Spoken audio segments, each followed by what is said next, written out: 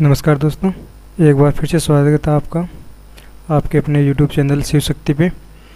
जैसा कि हमने पहले बात की थी भाग नंबर 1 और 2 की, उसी प्रकार से हम आपके लिए लेकर रहे हैं भाग नंबर 3, जो कि अगस्त महीने में एग्ज़ाम होने वाली है। उसके लिहाज से इम्पोर्टेंट क्वेश्चन है, जो कि 4 और 18 अगस्त को एग्ज़ाम होना प्रस्तावित है। ठीक है दोस्तों, तो चलिए दोस्तों, टाइम न गंवाते हुए आप सभी का क्लास स्टार्ट करते हैं। और आप अपने दोस्तों के साथ ये ज़रूर क्लास शेयर करें, ताकि वो भी इसका भरपूर सहयोग ले सके। तो चलिए दोस्तों, सबसे पहले बात करते हैं क्वेश्चन नंबर 1 की। निम्न में से कौन सा इनपुट डिवाइस है? इनपुट, देखिए सबसे पहले बात करते हैं इनपुट होता क्या है। इनपुट का मतलब होता है कि वह युक्ति या इकाई जिसके द्वारा हम कंप्यूटर को क्या देते हैं, निर्देश देते हैं, निर्देश देने का काम करते हैं। तो निर्देश देने के लिए कौन कौन से होते हैं अपने पास? देखिए बहुत सारे होते हैं। सबसे पहले हम बात करते हैं कीबोर्ड की, फिर आएगा अपने पास mouse, light pen, light pen के बाद में हम बात करते हैं touch pad, joystick, OMR, VCR, MICR, mic. ये सारे के सारे अपने पास इनपुट डिवाइस रहने वाले हैं। तो देखिए इनमें यहाँ पर ऑप्शन नंबर 1 जो कि एक इनपुट डिवाइस के तौर पर काम में लिया जाता है। आगे देखिए अगला क्वेश्चन की बात करते हैं हम। अगला क्वेश्चन हमारे पास, स्क्रीन पर प्रदर्शित पिक्सल की संख्या स्क्रीन के नाम से जाना जाती है। यानी कि जो अपनी स्क्रीन होती है ना, वो किस नाम से जानी जाती है, हम उसकी बात करने वाले हैं। ठीक है, तो देखिए दोस्तों, उसकी बात करते हैं। तो अपने पास यहाँ पर देखिए स्क्रीन में इस प्रकार की हॉरिजॉन्टल और वर्टिकल लाइन होती है, जिससे हमें कोई भी पिक्चर वो दिखाई देती है, और उसको कहा जाता है रेसोल्यूशन। ठीक है दोस्तों, अगले क्वेश्चन की बात करते हैं, क्वेश्चन नंबर 3। क्वेश्चन नंबर 3 में कह रहा है कि इन्फॉर्मेशन का कलेक्शन क्या कहलाता है? इन्फॉर्मेशन का कलेक्शन हमारे पास क्या कहलाएगा? जैसे देखो मेरे पास जो मैं तमाम सूचनाओं को एक फाइल के रूप में सेव करके रखूँगा, और इन्फॉर्मेशन क्या होती है? सूचना। ठीक है, सूचना का मतलब हो गया फ़ोटो हो गई, कोई भी डॉक्यूमेंट्स मैंने सेव कर रखा है, PDF बना रखी हैं, वो सारी की सारी किस में रहेगी? फाइल के अंतर्गत रहेगी। अगला क्वेश्चन की बात करते हैं, निम्न में से कौन सा इंटरनेट ब्राउज़र नहीं है? ठीक है दोस्तों, ये एक मोस्ट इम्पोर्टेंट क्वेश्चन है, जिसमें अपने पास इंटरनेट ब्राउज़र है और अथवा नहीं, ये 2 क्वेश्चन करेगा। तो देखिए पहले बात करते हैं हम इंटरनेट है। इंटरनेट ब्राउज़र, ब्राउज़र के लिए देखो मैंने आपको बता रखा है कि सबसे पहले अपने पास गूगल क्रोम, फायरफॉक्स, ठीक है, safari, internet explorer, Microsoft Edge. Microsoft Edge है वो मैंने बता रखा है, विंडो 10 और 11 का डिफ़ॉल्ट वेब ब्राउज़र है। तो इनमें अपने पास ऑप्शन आता है यहाँ पर गूगल प्लस। गूगल प्लस एक ये गूगल का सॉफ्टवेयर है ओनली फॉर, जो कि यहाँ पर अपने पास कोई भी फंक्शन वगैरह या कोई भी फाइल वगैरह को ट्रांसफ़र करने के लिए काम में लिया जाता है। ठीक है, तो बात करते हैं अगले क्वेश्चन की। अगला क्वेश्चन है बाइनरी सिस्टम। कह रहा है कि बाइनरी सिस्टम एक नंबर सिस्टम है जो कि अंकों पर आधारित है। देखिए अपने पास 2 होते हैं, एक तो बाइनरी होता है, एक होता है डिजिटल। ठीक है, बाइनरी तो रहेंगे 2 पे, जो कि 0 और 1 पे आधारित होते हैं, और डिजिटल रहते हैं 10 पे, जो कि 0 से लेके 9 डिजिट तक होते हैं। तो यहाँ पे आ जाएगा 2। कई बार देखते हैं हम यहाँ पर इस प्रकार से कोई भी बाइनरी नंबर लिखा होता है, उसका बेस देखना पड़ता है। यहाँ पे देखिए कोष्टक के अंदर तो नंबर सेम है, लेकिन मैंने यहाँ पर बेस को अलग अलग रखा है। जो बेस 2 है और 10 पे आधारित है, तो यहाँ पर रहेगा ये बाइनरी सिस्टम। और जो बेस 10 है, इसके अंदर 10 से लेकर 9 तक कोई भी नंबरिंग आ सकती है। जैसे यहाँ पर ये 110 है और यहाँ पर ये 110 है। ठीक है। तो बाइनरी का बेस रहेगा कितना 2 और डिजिटल का कितना रहेगा 10। अगला क्वेश्चन देखिए। अगला क्वेश्चन है मेरे पास, कंप्यूटर में क्या आवश्यक होना चाहिए कि वह बूट हो सके। देखिए बूट का मतलब है चलना, स्टार्ट होना। अब कंप्यूटर को स्टार्ट करना है तो स्टार्ट करने के लिए क्या चाहिए अपने पास, स्टार्ट करने के लिए अपने पास यहाँ पर चाहिए ऑपरेटिंग सिस्टम। देखिए कंपाइलर और असेंबलर ये तो होती हैं कंप्यूटर की लैंग्वेज, जो कि दोनों किस पे हैं, हाई लेवल लैंग्वेज पे आधारित हैं, ठीक है। लोडर, लोडर यहाँ पर कोई वैसे कोई खास शब्द नहीं है, लेकिन अगर लोडर की विशेषता करें तो यहाँ पर किसी भी चीज़ को लोड करने के लिए काम में लिया जा सकता है, ठीक है। अब अगले क्वेश्चन की बात करते हैं। अगला क्वेश्चन है MS वर्ड में रिप्लेस ऑप्शन। देखिए रिप्लेस का अर्थ होता है कि फिर से लिखना। अब ये क्वेश्चन हर बार घुमा के आता है, कई बार तो रिप्लेस आता है, कई बार यहाँ पर फाइंड आ जाएगा, कई बार यहाँ पर फाइंड आ जाएगा, कई बार यहाँ पर सेलेक्ट आ जाएगा। तो ये तीनों ही ऑप्शन है ना, वो MS वर्ड चाहे 2010 हो चाहे 2019 हो, इन दोनों में सेम जगह पे आ जाएगा, वो रहेगा एडिट में। यहाँ पर हम देखते हैं कई बार हमारे पास यहाँ पर होम मेन्यू भी नज़र आता है। अगर होम मेन्यू है तो एडिट मेन्यू नहीं होगा, एडिट मेन्यू है तो होम मेन्यू नहीं रहेगा। इन दोनों में से एक ऑप्शन करेक्ट रहेगा यहाँ पर। अगले क्वेश्चन की बात करते हैं, कंप्यूटर का मुख्य सिस्टम बोर्ड क्या कहलाता है। देखिए कंप्यूटर का ही नहीं, हर एक वो इलेक्ट्रॉनिक मशीन जिसमें एक बोर्ड होता है, उस बोर्ड को हम मदरबोर्ड के नाम से जानते हैं। इंटीग्रेटेड सर्किट ये IC होती हैं जो कि मदरबोर्ड में ही फिट होते हैं। प्रोसेसर खुद मदरबोर्ड में फिट होता है, माइक्रोचिप भी मदरबोर्ड में फिट होता है, ठीक है। अगले क्वेश्चन की बात करते हैं, कंप्यूटर या प्रोग्राम को कंट्रोल करने संबंधी इंस्ट्रक्शन को कहते हैं। अगर आपको कंप्यूटर को कंट्रोल करना है तो आप किसका सहारा लोगे, यहाँ पर हम सॉफ्टवेयर का सहारा लेंगे, ठीक है। ठीक है दोस्तों, अगला क्वेश्चन है अपने पास यहाँ पर, F1 फंक्शन की का यूज़ क्या होता है। देखिए यहाँ पर हम अलग अलग फंक्शन की होती हैं, जो कि अपने पास टोटल फंक्शन की कितनी होती हैं, F1 से F12 तक टोटल फंक्शन कीज़ 12 होती हैं। कई बार क्वेश्चन आता है कि कीबोर्ड में कितनी फंक्शन कीज़ होती हैं, तो कितनी फंक्शन कीज़ होती हैं, कीबोर्ड में 12 फंक्शन कीज़ होती हैं। देखिए सबसे पहले बात करते हैं हम फंक्शन कीज़ के लिए। टू कट करने के लिए कोई फंक्शन की नहीं है, शॉर्ट की है जो कि है Ctrl+X, ठीक है। फॉर पेस्टिंग चिपकाने के लिए है Ctrl+V, और इनमें से कोई ऑप्शन होगा नहीं। बच गया अपने पास कौन सा, फॉर हेल्प। अगर हमें किसी भी फंक्शन की हेल्प की शिकायत वगैरह देखनी है, किसी भी फंक्शन के फंक्शनट देखने हैं, तो सारे के सारे हम F1 से प्रयोग लेते हैं, ठीक है। अगला क्वेश्चन की बात करते हैं हम। अगला क्वेश्चन है कि F1 से F12 फंक्शन की में कीबोर्ड को किस नाम से जानते हैं। अभी पढ़ा था हमने, किस नाम से जानते हैं इसको, फंक्शन की के नाम से जानते हैं। अगला क्वेश्चन देखिए, बैक स्पेस से क्या होता है। देखिए बैक स्पेस और डिलीट, इन दोनों से मैंने आपको बहुत बार बताया कि आपको क्या याद रखना है। बी से आपको क्या याद रखना है, बैक स्पेस, बी से बायां, और बी से बैक स्पेस, और डी से डिलीट, और डी से दायां। जो दायां है वो कौन करता है, डिलीट फंक्शन करता है, ठीक है। तो देखिए दोस्तों, सबसे पहले हम बात करते हैं, यहाँ पर अपने पास है बैक स्पेस। बैक स्पेस के लिए क्या कर रहा है, दाईं ओर के अक्षर को मिटाना, बिल्कुल गलत। ये काम कौन करता है, डिलीट करता है। दाईं ओर से मिटाना एक्यूरेट है। अगर पूरी लाइन को मिटाना होता है तो हमें सबसे पहले इसको करना पड़ेगा सेलेक्ट करके फिर चाहे डिलीट करो या क्या करो, बैक स्पेस करो, ठीक है। अगला क्वेश्चन देखिए, एक प्रोग्राम से दूसरे प्रोग्राम में जाने के लिए हम यहाँ पर किसका प्रयोग करते हैं। देखिए मेरे पास जैसे यहाँ पर 2 फंक्शन खुले हुए हैं, लेकिन स्क्रीन पर केवल एक फंक्शन दिखा रहा है। अब मुझे ये दूसरा फंक्शन देखना है, इसको बिना मिनिमाइज़ किए हुए, तो मैं एक शॉर्टकट काम में लूँगा Alt+Tab।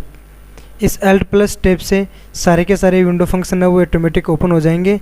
फिर हमें जहाँ जाना है उसको ऊपर हम यहाँ पर क्लिक करके आराम से चले जाएंगे। अगला क्वेश्चन देखिए, अगला क्वेश्चन है HTML का यूज क्या होता है। देखो HTML की सबसे पहले फुल फॉर्म समझते हैं। HTML की फुल फॉर्म होती है हाइपर टेक्स्ट मार्कअप लैंग्वेज। क्या है? लैंग्वेज। तो ये एक लैंग्वेज है जो कि हाइपर टेक्स्ट मार्कअप बनाने के लिए, वेब डेवलप करने के लिए। तो ये किसका काम करती हैं? अगर हमें कोई भी वेब पेज बनाना होगा ना, तब हमें HTML आना आवश्यक होता है। हम HTML के बिना वेब पेज नहीं बना सकते। अगला क्वेश्चन देखिए, अगला क्वेश्चन है स्टोरेज युक्ति USB का पूरा नाम है। देखिए दोस्तों, मैं सजेस्ट करूँगा कि आपको USB की फुल फॉर्म है वो इंग्लिश में याद होनी चाहिए, क्योंकि पेपर है वो इंग्लिश और हिंदी दोनों में आएगा, लेकिन एक्यूरेट हमें मीनिंग स्पेलिंग वगैरह देखने को मिलेगी वो इंग्लिश वाले पेपर पे देखने को मिलेगी। तो इससे अच्छा है कि हम यहाँ पर केवल और केवल इंग्लिश के ही यूज़ करें। तो यहाँ पर देखिए सबसे पहले क्या है? यूनिवर्सल सीरियल बस।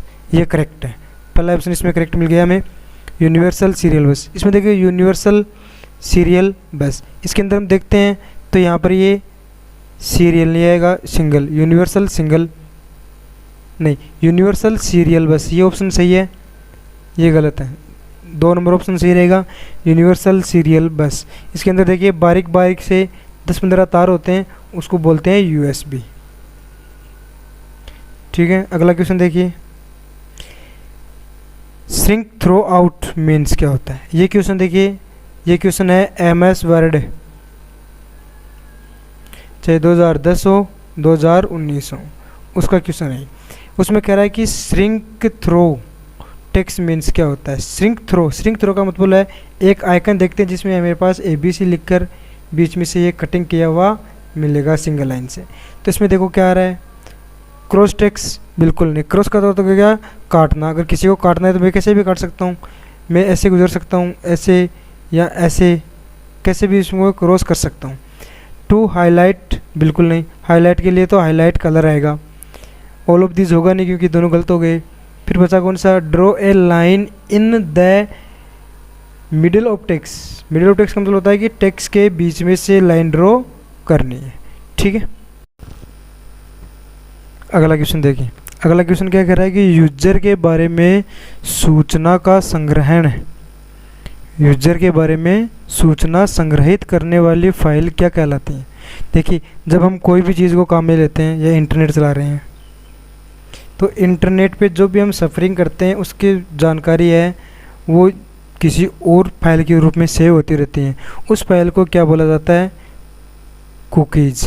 कई बार देखते हैं जब हम कोई भी फाइल से ओपन करते हैं, वेबसाइट पे जाते हैं, तो अपने पास एक कुकीज़ पॉपअप ओपन होता है जिसमें होता है एक्सेप्ट और डिक्लाइन। तो हम उसको डिक्लाइन करते हैं, एक्सेप्ट कभी नहीं करते। एक्सेप्ट करते हैं तो बार बार अपने पास नोटिफिकेशन एरिया के ऊपर यहाँ पर पॉपअप ओपन होता रहेगा। ठीक है, अब बात करते हैं अगले क्वेश्चन की। अगला क्वेश्चन है ऑपरेटिंग सिस्टम प्रणाली जब एक साथ एक से अधिक अनुप्रयोगों पर कार्य करती हैं तो उसकी उपयोगिता क्या होती है। देखिए दोस्तों, अगर मैं आपसे कहूँ कि मैं आपको एक से अधिक कार्य साथ में दे देता हूँ और आप उसको एक ही बार में 3 कार्य को एक साथ में पूरा कर देते हैं, तो यानी कि जो कार्य दिए गए वो तो गए टास्क।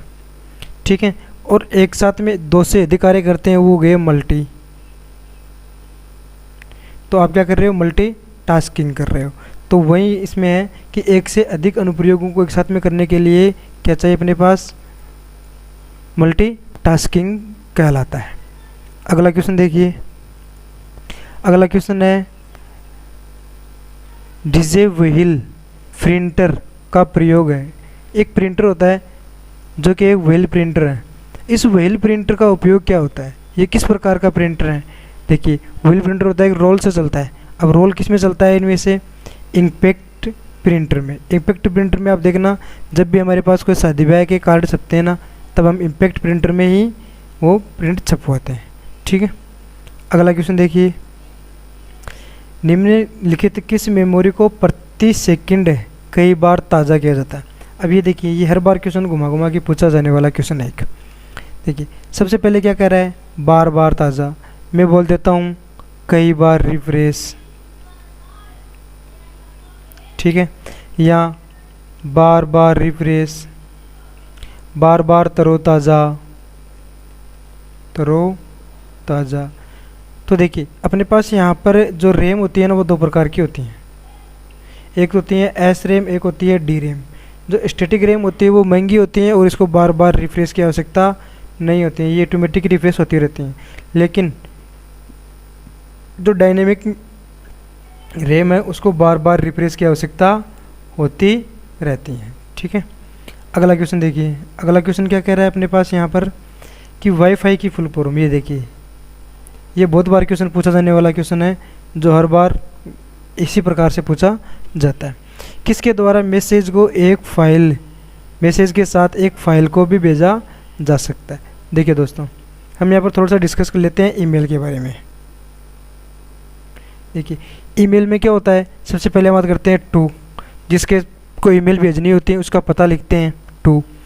BCC की बात करते हैं, ये ब्लाइंड कार्बन कॉपी होती है, बहुत से लोगों को एक साथ में भेजी जाती हैं, लेकिन इसमें कोई भी एक दूसरे की ईमेल आईडी को देख नहीं पाता है। एक होता है CC, जिसमें सभी एक दूसरे की ईमेल आईडी को देख सकते हैं। फिर आता है एक सब्जेक्ट, सब्जेक्ट में हम किस रिगार्डिंग से मेल भेज रहे हैं वो यहाँ पर देखने को मिलता है। ठीक है, फिर आता है अपने पास SMS बॉक्स, जिसमें हम पूरा संदेश लिखते हैं। फिर आता है अपने पास अटैच। देखिए अटैच में क्या होता है, जब भी हमें कोई भी ईमेल के साथ में कोई भी फाइल, अब फाइल कैसी भी हो सकती हैं, PDF, word, excel, PowerPoint, photo, अब वीडियो, ऑडियो, ठीक है, ये कोई भी फाइल हो सकती है जिसको हम अटैच करके यानी कि उसके साथ में भेजते हैं, तो किसका प्रयोग करते हैं, अटैच का प्रयोग यहाँ पर हम करने वाले हैं। अगला क्वेश्चन देखिए। अगला क्वेश्चन है कि निम्न में से कौन सा एक कंप्यूटर हार्डवेयर को चलाता है। कंप्यूटर हार्डवेयर को हमें ये पता होना चाहिए कि अपने पास कंप्यूटर के जितने भी हार्डवेयर हैं वो कौन चलाता है, सॉफ्टवेयर चलाता है। ठीक है, अब सॉफ्टवेयर चलाएगा, अब सॉफ्टवेयर भी कौन सा चलाएगा, और अन्य सॉफ्टवेयर, देखिए अन्य सॉफ्टवेयर चलाने के लिए भी एक मंच के रूप में कार्य करता है। तो सबसे पहले आ जाएगा अपने पास यहाँ पर ऑपरेटिंग सिस्टम। ऑपरेटिंग सिस्टम, देखिए ऑपरेटिंग सिस्टम एक ऐसा सॉफ्टवेयर है जो कि सभी सॉफ्टवेयर को मैनेज करने का कार्य करता है। फिर चाहे वो कोई भी एप्लीकेशन सॉफ्टवेयर हो या नॉर्मल सॉफ्टवेयर हो, ठीक है, सभी को कंट्रोल कौन करता है, ऑपरेटिंग सिस्टम सॉफ्टवेयर कंट्रोल करता है। निम्न में से कौन से कंप्यूटर सिस्टम की सीमा है। देखो कंप्यूटर सिस्टम की हम बात करते हैं कि कंप्यूटर मशीन है, एक ऐसी मशीन है जिसकी कोई सीमा नहीं होती है। ये कितने भी बड़े आंकड़ों को, कितनी बड़ी संख्या को, कितने बड़े जटिल काम को एक साथ में कर सकते हैं, लेकिन इसकी भी कुछ सीमाएं होती हैं। जैसे कि देखो स्पीड देख हम बात करें तो सुपर कंप्यूटर की बात करें तो सुपर कंप्यूटर की तो स्पीड बहुत ज़्यादा है। ठीक है, फिर बात करते हैं शुद्धता, बिल्कुल इंटरनेट पे या ह्यूमन के द्वारा जो भी कार्य किया जाता है उसमें कमियां हो सकती हैं, लेकिन कंप्यूटर द्वारा किए हुए को अशुद्धि नहीं पाई जा सकती। फिर देखिए परिश्रम, बिल्कुल ये इसको 24 घंटे काम करवा सकते हैं हम, ठीक है, 7 दिन काम करवा सकते हैं, ये कभी नहीं थकता। बच गया क्या, बुद्धि का अभाव। इसके अंदर बुद्धि का अभाव नहीं होता, बुद्धि का अभाव पाया जाता है, यानी कि ये खुद सोच समझ के अपने काम खुद नहीं कर सकता। इसको एक यूजर की आवश्यकता होती है जिसको ऑपरेटर बोला जाता है। फिर अगला देखिए, अगला है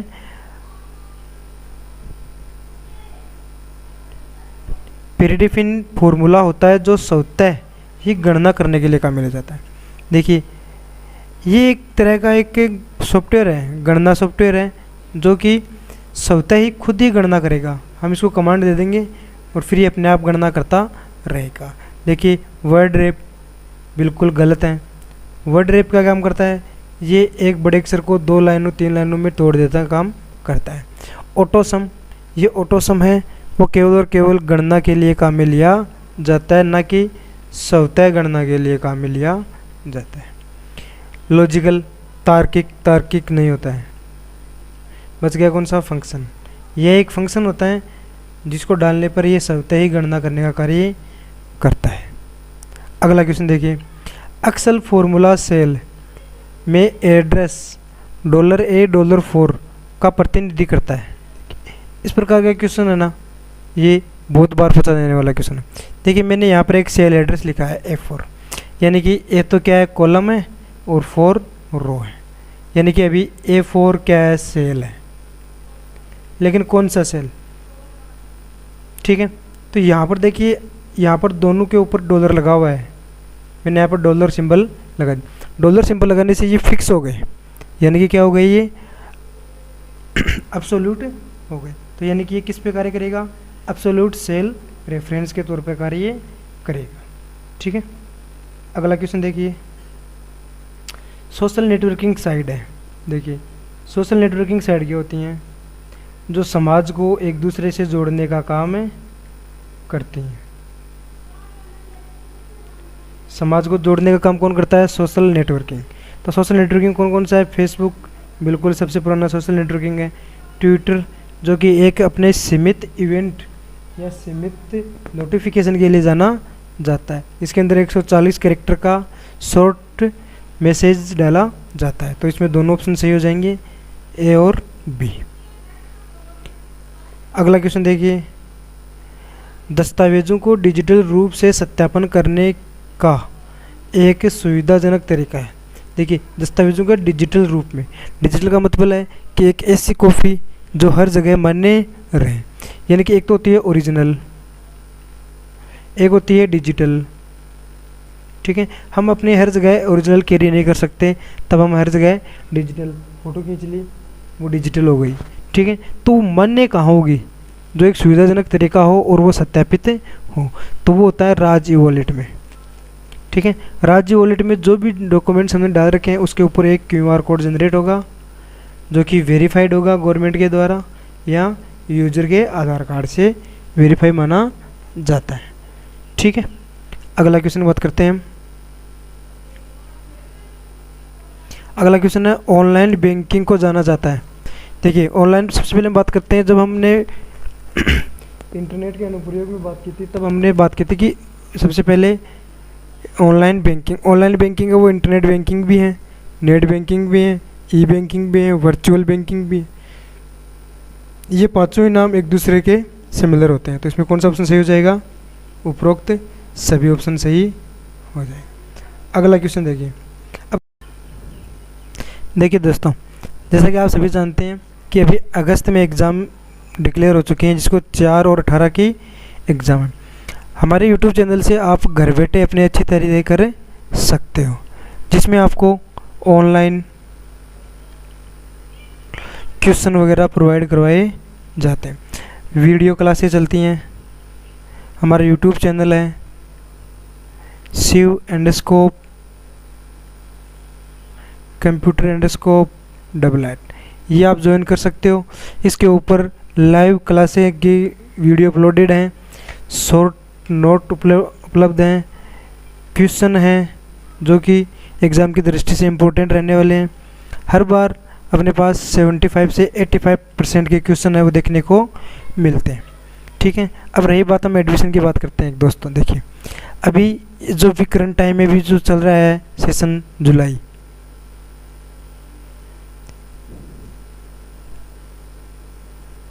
देखिए दोस्तों, आप इस जुलाई में जो भी एडमिशन लेना चाहते हैं, जो भी हमारे सेंटर का लोकेशन है सांगरवा बस स्टैंड सीकर, इसके आसपास के जो भी लेना चाहते हैं उनके लिए एक विशेष ऑफर चलाया जा रहा है गवर्नमेंट की तरफ से, कि जो भी जुलाई में एडमिशन लेते हैं, जुलाई 2024 में एडमिशन लेते हैं, उनको 500 से लेके 5000 रुपये तक का कैश प्राइज़ यूनिवर्सिटी के द्वारा यानी कि RSCIT के द्वारा दिया जाएगा।